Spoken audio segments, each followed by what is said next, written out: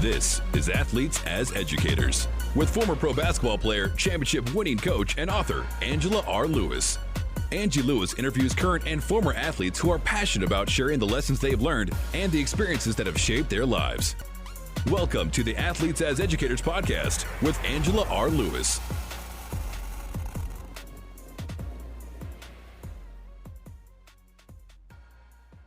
Welcome to the show today. Really excited. We have Lonnie Harrell, aka the Prime Objective. Lonnie played college ball at Georgetown, played at Northeastern, played in the NBA, was one of the pioneers of N1, and now is in DC working with youth and helping them develop. Lonnie, thank you so much for joining me today. Thank you for having me. Now, Lonnie, let's talk about Team Prime basketball and the League of Girls Hoops. Will you talk about like how it started, why you're passionate about it, and what you guys are doing to help young people in DC? Oh, definitely. Well, first, Team Prime came about from when I moved back to the DC area. I left after college, and I just came back in like 2000, I want to say 11, back to the DC area. I was living in Los Angeles and in Miami. And when I was in Miami, a friend of mine was doing basketball training with elementary school kids in Miami, and he invited me to come help him. And I went, and I kind of liked it. And I started training more kids in Miami. And then I left and moved to LA and was doing the same thing. And I had a death in the family that brought me back to DC. But when I came back, I started training kids here. And one of my best friends, he had a daughter that played basketball and a son. And I was training them, and they started bringing their friends. And then next thing you know, word of mouth, more kids and more kids came. But the majority of kids that I had were kids that were so-called not good enough to play on AAU teams. They didn't have the talent level to play AAU basketball. And my friend, his name is Terry Joyner. He's my partner now. He actually runs the boys' side. I do the girls' side. And he was like, why don't you start your own AAU team? And I was like, I didn't have a clue about AAU. And he said my daughter was playing AAU for over 6-7 years, so he was familiar with it. And like in a week, we started our first boys team, which was the 8th grade boys team. And from there, we started growing. And the same story pretty much. I was training girls. Word of mouth got out. Kids, parents weren't happy in other places. And some were told they weren't good enough. And then I started coaching girls. And the way it happened, God knows I had no idea of coaching, first of all. I said I would never coach. I always used to say that. Because I thought it was too stressful. And, once I started coaching the girls, it was it's something about coaching girls that's different. They listen. They're not dependent. Yeah, they're not dependent on athleticism. They don't think they Michael Jordan. Their parents don't think they're going to the NBA when they're 8 and 9 years old. And it was easy for me to get, my experiences across to them. The boys, they look at Kobe Bryant and Dwayne Wade and these guys on TV, Stephen Curry, and, those are their role models. And probably because, I didn't play, I'm not an NBA superstar, that, they probably would feel like, I seen D. Wade do this, or I seen LeBron do this. So if I'm telling them that, that's still not the right thing to do. You can't tell boys that because they see these all-stars doing it. So just, coaching the girls was a lot of fun. They listen, they do what you tell them, and then the process moves along faster. It seems that they get better quicker because they listen. And then the girls' side just skyrocketed and grew. We have more girls teams than boys. Our boys are doing really well, and the girls are doing well also. So that's really how Team Prime came about. I love it. I love that you said you never thought you would. You said you would always never coach. There's so many players that say that, like, no, I'm not doing that. It's too much of a headache. And then once you start working with kids, like, they get your heart and your soul, and you're like, man, I gotta help them, right? Yeah.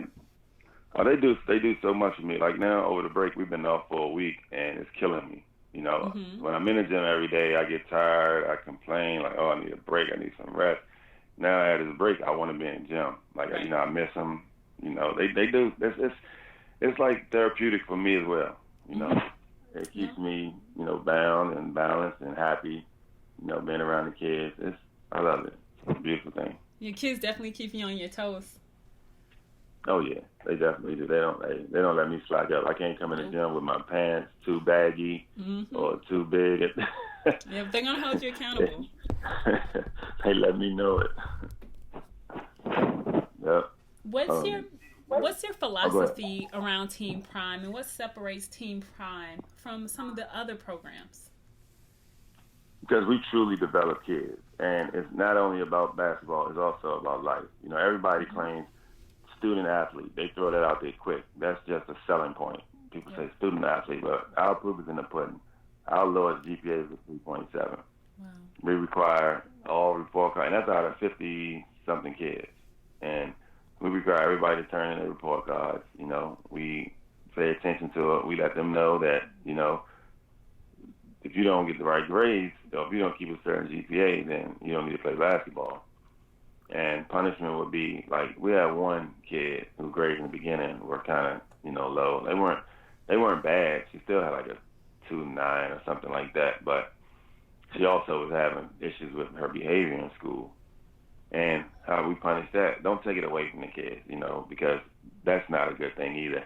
But, you know, let her come to practice, but she can't play in the game. Okay, so we will make them come dressed anyway to the game, and they won't get any playing time. But then when their peers start asking, why are you not playing? You know, it's kind of embarrassing for them to say, I was acting up in school.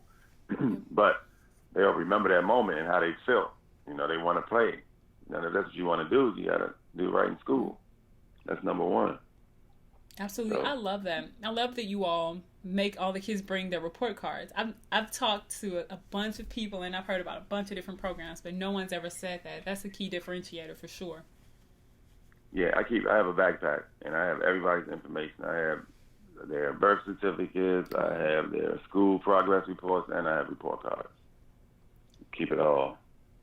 I love that. That makes a difference, and it sounds like parents buy in. I mean, if you're able to have that type of access, you have to have some supportive parents. Oh, we do. We have some great parents. You always have those that, you know, you can't make everybody happy. You always have a few that leave for whatever other reasons. Most likely it's because of the pressure of the circle. And when I say that, I mean, you know, parents take their kids training, and they probably training with kids on other teams. And, you know, they probably preaching to them that the grass is greener on the other side. So, you know, you have occasional parents that leave, but then want to come back because they see it's not greener. Right. But I mean, that comes with the territory, you know. You win some, you lose some. Absolutely. That's part of growth and part of kids figuring out how to navigate conflict and deal with, when things aren't going well, you know, how to respond. Yep, exactly. I saw something on Instagram that I thought was so sweet. Marissa Coleman was given some shoes by one of the kids, and they had all signed them. Yeah, Marissa is my co-partner for Lady Prime. That's what the girls are Lady Prime. Okay. Lady Prime Marissa Coleman. And she sponsors the team through her Under Armour endorsement. And she's never here. She's playing the WNBA. She gets like maybe a week or two off after the season and has to go right overseas to Turkey. So she's playing pretty much a 10-month season. And, you know, that's a lot. So when she does come to town, she'll ask what time of the game is, or if they're practice, you know, between trying to meet up with her family and things like that. You know, when she come in town, between seeing her family, she try to squeeze some time in to see the girls whenever she can, whether it's a game or it's practice. But this time, I knew in advance that she was coming home from Turkey. She had a weekend off. And she said what time was the game, and I let her know. So we knew she was coming in advance, and I told the girls. And one of the girls wrote a letter to her, and she read it in front of everyone. And all the girls signed the sneakers, and presented them to her to take with her, you know, just to think about them. It was beautiful. It was really beautiful. That's really sweet. Yes, she brought tears to Marissa's eyes, too. That's sweet, though. A lot of times, kids never know the amount of time, energy, and effort that adults put in, and finances that adults put in to make the opportunities possible. And so it's always great when they take that moment to reflect, and they have adults who are teaching them about gratitude. That's huge. Right. Yeah. Yeah. And they appreciate it. The kids, they're starting to learn. And they understand it. Like, when I first started with girls, our first girls team was 8th grade girls as well. And that team split up and broke up. And it was questions like, why the team call Marissa Coleman, and you know what she has to do with it. She's not here. The girls don't get to see her, and and all this stuff. And you know, they were raising all these questions, and I was like, what does it matter? Like, it doesn't cost you anything to play for an organization with her name. Yep. And at that time, we were, you know, dealing with Under Armour and trying to get the sponsorship and everything to go through. So it was pretty partial then. We really just used to get discounts. And I mean, we still get discounts now because the kid's not in high school. Like, if you're not in high school, you know, that's, yeah, so. But it's a better situation. And we have high school girls now, so, you know, it works out for them. But, yeah, and it's crazy because, like, why would that be something that you're concerned about? Someone's name, the name of the team, and she's not here. She's working. You know, she's working. She has 2 full-time jobs. Right. And one is international. But, you know, like you said, it's a part of growth because when they left, we grew bigger. We got more girls. And so every time someone leaves, we always gain more. Yep. It's weird, but that's just the way the Lord works.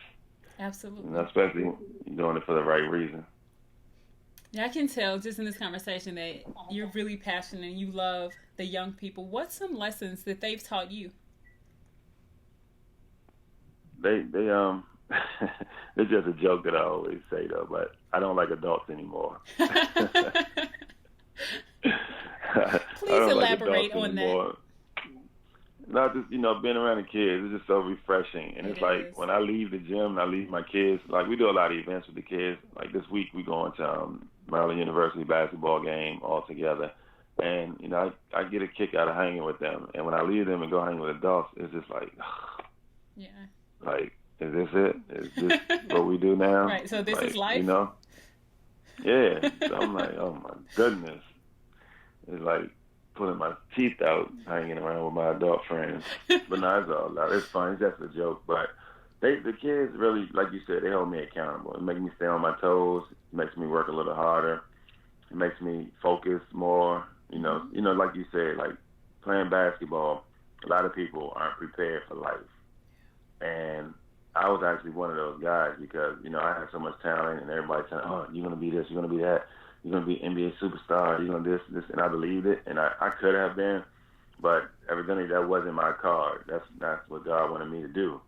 But all those lessons learned prepare me for what I'm doing now, you know, so I can teach the kids, help them along, you know, from my experiences, and not so much basketball, but just everyday life, you know, and it works out pretty good. Like the bond that you build with them and with the parents, because I have a lot of parents that has become, in my organization, that's become my close friend. So yeah, absolutely. And parents usually are really excited. Anyone who's making their kid happy and helping their kid grow as a person, in addition to an athlete, you know, parents are, by and large, pretty receptive and thankful for them. Yeah. Because I'm confident you can tell a kid something that their parents told them and they won't listen to their parent, but like Coach Lonnie said, Coach Harrell said, and they'll do it. Right. Oh, that's number one. They'll come and tell me. They'll be like, hey, man, look, can you tell her because she'll listen to you? Can you tell her da-da-da-da-da-da? I'm tired of talking to her. You tell her to do it, she do it. Yeah. Yep. That's definitely how it works. Lonnie, we're going to take a quick break for sponsors, and then we're going to come back and talk more about your background and how you first fell in love with the game. Are you a current or former athlete that's interested in hosting your own podcast? Shoot us an email at info@globalathletemedia.com. We'd love to get you started. Welcome back to the show. We have Lonnie Harrell on. We've been talking about how much he loves the kids in D.C., about Team Prime, Marissa Coleman, and all the great work. Lonnie, let's take a step back. Let's reminisce a bit and talk about when you first fell in love with the game and how that grew your passion over time. Oh, man, it's crazy. I was a sports fanatic from day one. I loved football more than I did basketball. But during that time, I was a big George Gervin, Iceman fan, and Magic Johnson, and Larry Bird. You know, all the people who actually they put out on TV. Right. You know, they had the sneaker deals. Those were the ones in the commercials. You know, you saw those guys the most. And, you know, Philadelphia 76ers were popular at that time.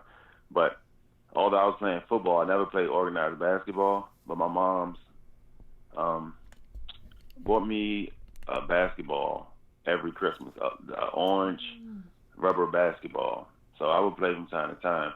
But when I started falling in love with it, I used to make these little small rims out of coat hangers. Absolutely, yes. And and tape them to my wall. Yep. And destroy my mother's paint in every room. Like, to one point, I had a full court in my mother's living room. My sister used to be pissed off. She's older than me, and she couldn't have company because I'd be in the living room playing full court with a piece of paper taped up on these little rims. And I would play 5-on-5 by myself.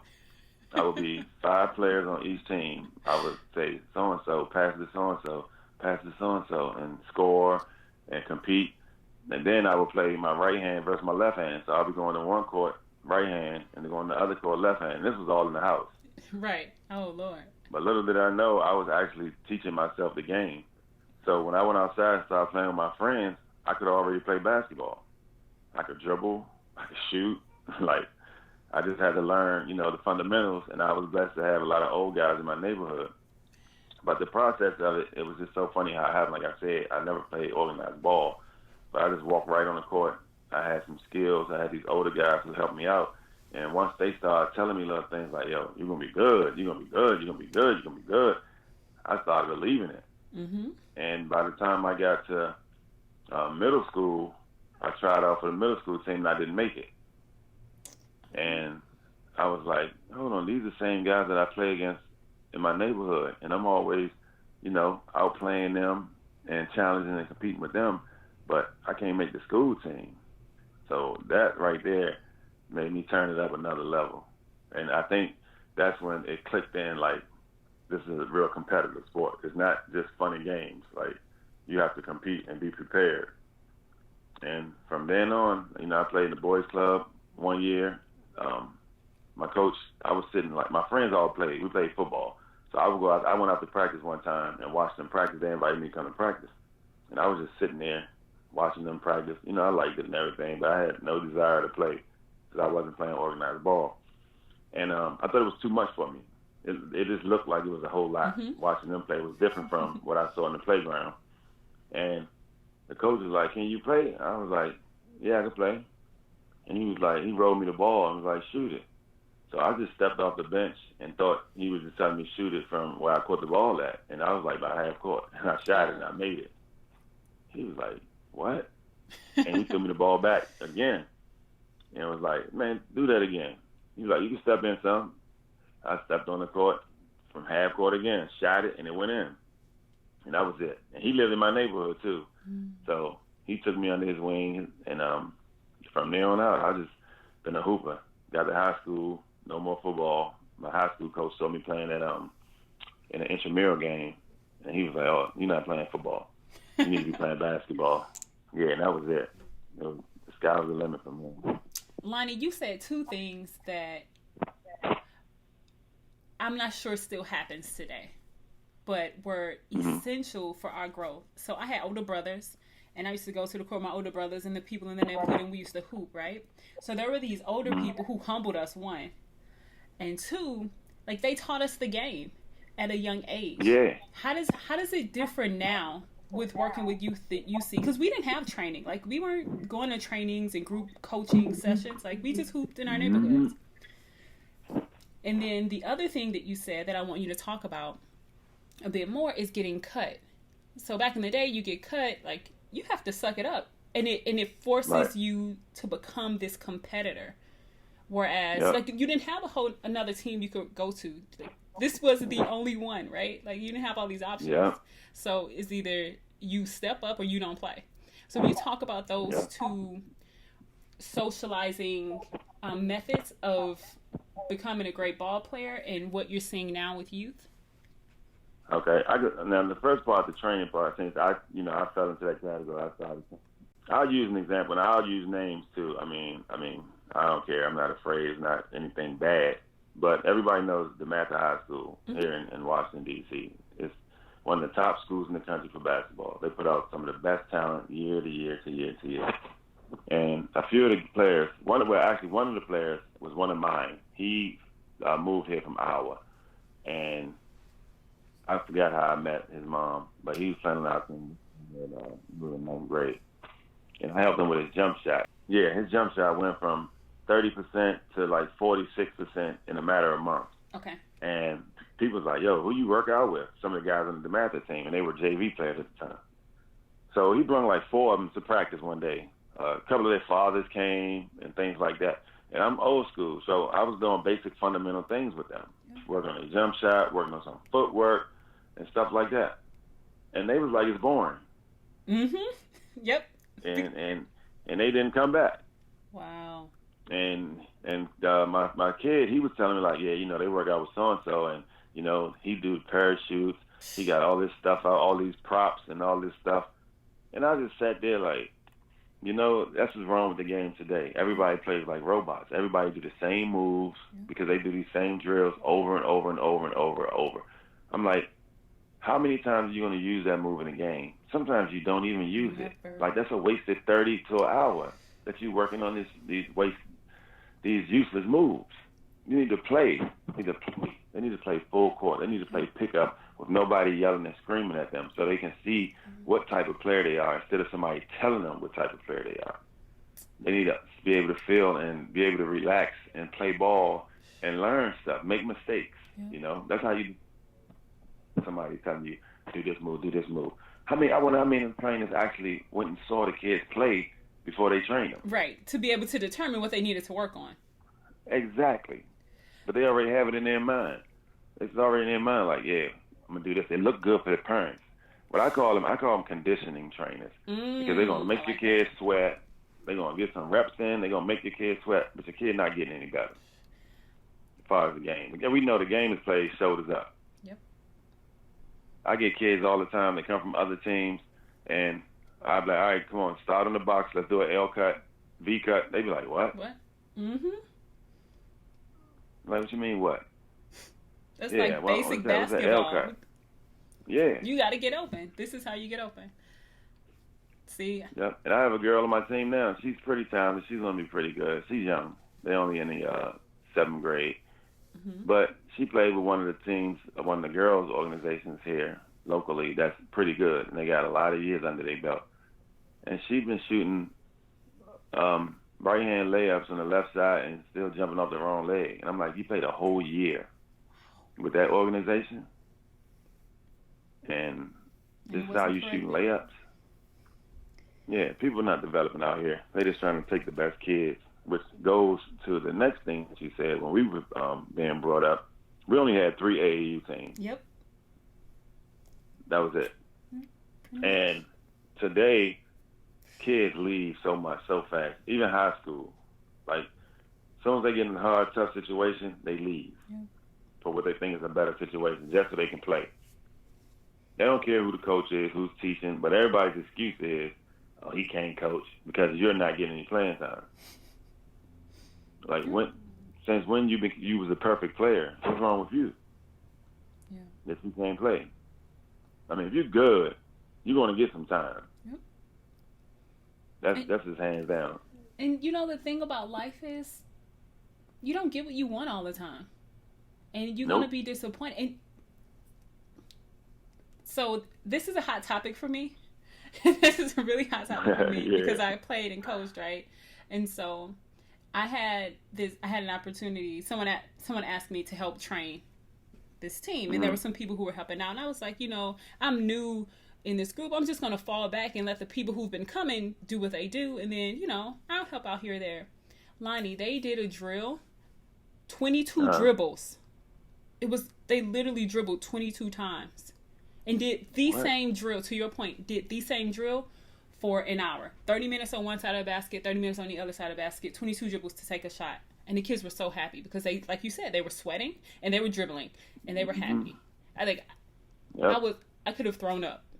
But I'm like, I can't even touch this. Like, I can't do it because if that's like the philosophy around what it takes to become a good player, then this is like not for me at all. Yep. So, it's real bad. It is, but I love basketball purists like yourself. And there are a number of people who I've spoke with and interviewed who have that same heart for fundamentals to do the boring stuff. Because that boring stuff, you know, it's how you become better. Yep, exactly. It's not and that's what we do. We do the boring stuff, and then the last 30 minutes, I let them play pickup. Yeah. You said And something. I'm sorry, you go ahead. Go ahead. Oh, the only problem with that is when I let them play pickup, we don't referee the games and don't call fouls. Yeah. So they get mad at us. You know how that goes. But back in the day, we had to figure that stuff out, right? Yep, exactly. You shoot for it, you Exactly. argue, someone gives in. You find a way to figure it out. That builds that competitive fire in you. Mm-hmm. Because if you want to win, you're going to argue. And it's going to make you play a little harder. Yep. Like, all right, watch, okay? Watch, next time you try to bring him, I'm going to smack it, I'm going to block it. Yep. That builds that competitive fire. And it's happening with our girls. Like, we play against a lot of teams. And we play against a lot of white organizations as well. Every time we play those teams, the coach always comes to me and be like, hey, let's scrimmage. Man, my girls need to play against your girls more often. They need this type of, like, how do you get them to play like that? Intensity. Mm-hmm. Because they play hard and they compete. Like, they play hard. I don't have the best girls, but we get over because they have a little knowledge of the game and they compete hard. They compete hard. Like, it's hands down, we don't have the best girls. We don't have the most talented, the most skilled girls. I may have one on a couple of my teams who probably are. Well, I'm going to put the older girls in this. My ninth grade team, pretty good. So I won't use them, but they're older. But 7th grade and down, I have some talent, but they're not the best in their grades, except for one. She's special. She don't count. She's a special kid. Yeah, for real. She's far beyond her years of basketball knowledge. Her IQ is ridiculous, and she has a skill set to go along with it. So she's special. But everybody else, they're learning the game, from the shoulders up, and they compete hard. They believe that they can do whatever. All of them. They're confident. They believe they do whatever they want. You know what, Lonnie? That's going to carry off the court. Like, they're going to be able to look back and remember what it feels like to be confident, what it feels like to be able to work hard enough to become good at something. And that stuff never leaves. And so kudos to you all for making sure you instill that in these young women. Absolutely love to see that. Yeah. Do you guys have something coming up? We do. What's your vision 2017? We have, the League of Girls isn't over. We had a break for the holiday weekend, and that gets back started, not this Saturday, but the following. What's the date of that? The following Saturday. You guys get started on the League of 7th? Girls, yeah, we have 2 games. On January 7th? We have 2 more games. Yep. So that's like our all-star games for the younger girls and the older girls.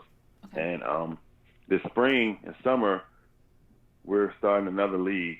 It's called the Transition League. And what that will be, it's similar to the League of Girls, but it's teams-based. The League of Girls is open. It's like draft style. So you might play with a girl on the AAU team, but in the League of Girls, you're mixed up with different girls. That way, you're meeting new people. Mm-hmm. You're playing with different style players. Your role is going to change. And it's not the same pressure like it is playing on the AAU team when you're pressured to win. Mm-hmm. In this one, you really have to figure it out and play with whom you're around. And that's going to help them develop as players, too. To be able to play for anybody in any system, whatever. You'll be able to adapt to it. And it's young versus old. It's mixed in. So the girls are from age 9 to 13. So you got little 9-year-olds on teams with 13-year-olds, and, it helps them out a lot, too. Yeah, I love that model. That model's pretty rare these days. I haven't seen that a lot throughout the country, so I love that you all are doing that because it teaches the kids a lot. Yep, it does. It's good. And what we're doing is also, it's almost over for this year, but we're moving further. We want to involve more women's organizations to come and be a part, to talk to the girls, let the girls be able to pick their brains, and do things in the community, or maybe go to their jobs and let them see what they do for a living, just to, to focus on something other than just the sport itself. Because the sport gives so many things to your character. It gives so many things to it. And the kids don't really understand that now. But, when you get to college, you really realize that. Yep. But, Absolutely. trying to get them a head start now to prepare them for all those things, is a good thing. That exposure makes all the difference in the world. And I'm sure there's some awesome professional women in DC who would love to support. Yep. Well, as we wrap up, I have 3 questions that I ask everyone. Okay. Who hooped? So I'm a very I love nostalgia, right? So I'm always thinking back, especially this time of year, basketball season. Like, I'm always thinking back to when I played. So I have some reminiscent questions for you. The first one is, what was your song that got you hyped before games? Wow. What was it? I can't say one song. It depends on the moment. But during that time, it was mostly Tupac. Okay. What Pac song, though? Like, he had a bunch of them. Mine was Soldier Story. That was from off of his first album. Okay. Yeah. Okay. That's a hood tale. You gotta check that out. That's a true hood tale. He he distorted his voice to sound like this real deep, monstrous character. But the story itself, I could relate to at that time from my neighborhood where I grew up. Okay. Yeah. Cool. I'm gonna check that out. And I'm a Pac fan, so like I'm shocked that doesn't resonate. But I'm gonna check it out. Okay. What was your pregame ritual? No ritual, thank God. Really? Yeah, because I always believed, okay, if I have this ritual, like I used to eat candy sometimes. Well, twice I did, and it wasn't. Yeah, twice I did. One, I used to eat Skittles, and this was way before Beast Mode because I'm older than him. Okay. So I used to eat Skittles when I was playing in the minor league. I was playing in the USBL in Pennsylvania. I used to eat Skittles before the game. And when I was in college, I used to get butterflies so bad during tip-off. So bad. I mean, it used to crush me. It was so bad. I was like, I'm not scared. Like, what's the problem? I'm not scared. I'm ready. I'm prepared. But years later, I learned what that meant because I heard Michael Jordan talk about it because he said he used to go through that. But I started eating pizza on my walk to the arena. What? Like my apartment, when I come downstairs, there's a pizza shop right next door. And then the walk was probably a half a mile. So I'll grab my pizza, and I might be exaggerating. If 4 blocks is consistent with a half a mile, I don't know. Yeah, but it's about 4 blocks. Yep. And I would get my slice. I get 2 slices of pizza and eat the pizza on the way to the arena. And that settled me a little bit. I still had it, but it wasn't as bad. Because, they want you to eat the team meal, and that'd be it. Right. So how did you know that pizza would do it? Like, you just tested it one day? I didn't know. Yeah, I didn't know because I was just like, it was an empty feeling. And my stomach just turned like I wanted to throw up. Like, it was horrible. It used to crush me so bad that my first shot would be an air ball or a brick. Dang. And I knew that. So as soon as I get the ball, I just jack it up. Not trying to make it or miss, I'll just jack it up. Just get it out the way. Off. Just get it out the way. Yep. Okay. Crushed me in college. Okay. Yeah. I can see that. I was the same way. Get a little nervous before games. I totally get that. It's just anxiousness. Yeah. And Michael Jordan said it. He was like, you prepare so hard, and if you're a true competitor, you want to be successful. Yep. And if you don't have that weary feeling, if you don't have them butterflies in your gut, then you don't care. Yep. You don't care because you want to do great. And I took that. I wish I'd have heard him say it while I was playing. But now you can teach somebody else. I'm sure the young ladies feel the same way. Yep, I tell that story all the time. Because Alonzo Mourning, when I was at Georgetown, every day, in every game, we're in the warm-up line, we're in the layup line, he'll run to the side, to the bench, in the trash can, and throw up. Wow. Never failed. And he did it in the NBA as well. Yeah, I remember that. Yep, he used to do it at Georgetown, too. There's probably more players that have that feeling than we know about, than people talk about. Because it's counter to that athlete identity of being tough and able to handle anything. It's really humbling when you're like nervous as hell before a game. Mm-hmm. And the kids have it now. I see it in their face and in their eyes. And I tell them, I'm like, look, don't worry about it. It's gonna go away once you start playing. Like that's like football. They tell you once you get the first contact, it all goes away. As long as you get hit, them jitters go away. It's the same thing. For sure. All right, Lonnie, my final question for you. It's kind of a softball question. What's your favorite quote? What's the quote that motivates you and drives you? If you hear it, what's that lesson that you're passing on to others? Ooh, my favorite quote. See, that's unfair. I know. I should have prepped you for that. My bad. Nah, it ain't that. I'm saying it's unfair to my quotes, man. You have more than one? I have yeah. 3? I have a few kind of off the wall quotes too. Okay. Let me think. Which quote? Wow. Hold on, brain lock right now. Trying to think.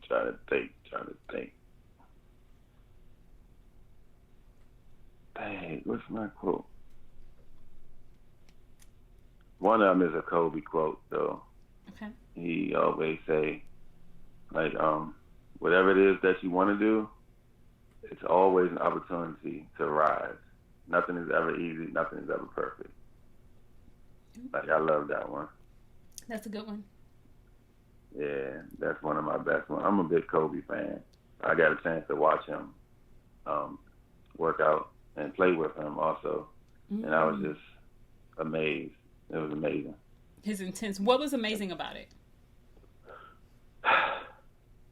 You know, it ain't even that he's a perfectionist, but his will to be the greatest. If that makes sense? It does. Like, like when you watch TV and they talk about all these bad shots that he take, but you know, they say he's a maker of bad shots, but it wasn't even about him taking bad shots. Those are shots that he practiced. Right. Yep. Because he knew how defense was going to play him. It's like the way he dissected the game, man. It's ridiculous. It was on a whole nother level. And then to just see him, how hard he went. Well, it wasn't by itself because he had like 5 people in there while he working out as props. Whether they stand on defense or passing on the ball, he simulates all game action. Wow. And that's what training is about. He's simulating the game, not these moves all these people doing out here, like we was talking about. Right. He really was just simulating games. Lonnie, will you say that quote one more time? I want to make sure that we capture that. Okay. The Kobe quote? Yes. All right. Okay. You ready? Ready. Whatever it is that you want to do, there's always an opportunity to rise. Nothing is ever easy. Nothing is ever perfect. I love it. Love it. Lonnie, thank you so much for joining me today. It has been a joy chatting with you, learning more about Team Prime. I wish you guys the best. If people want to learn more about you, if they want to support Team Prime, how can they reach you? They can reach us at teamprimesports.com or teamprimesports@gmail.com. What about social media?